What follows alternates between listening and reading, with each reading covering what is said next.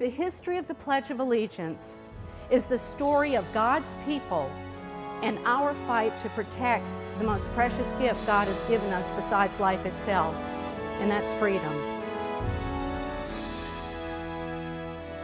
Psalm 145 was read aloud in its entirety in every public school in the city of Boston on October 21st, 1892, immediately after they recited the Pledge of Allegiance for the very first time.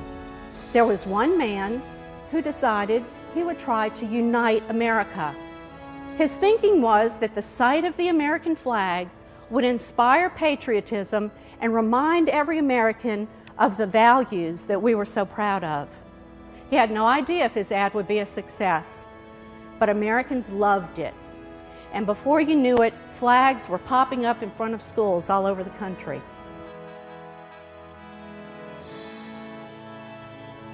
Spiritual values are every bit as important to the defense of our nation as our military and economic values.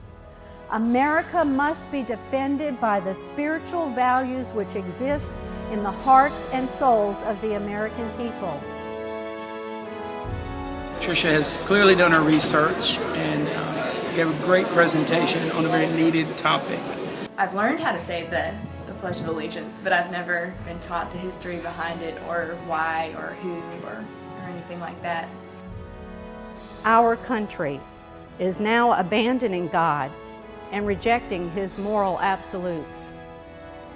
And unless things change, our children and grandchildren will grow up in whatever kind of world that looks like. You know, you learn so many things as a kid that you kind of forget as you get older, and it was a great reminder.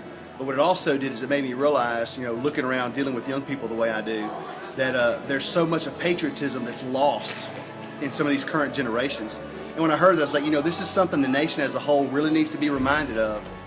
We hold these truths to be self-evident, that all men are created equal, endowed by our Creator with certain unalienable rights, that among these are life, liberty, and the pursuit of happiness.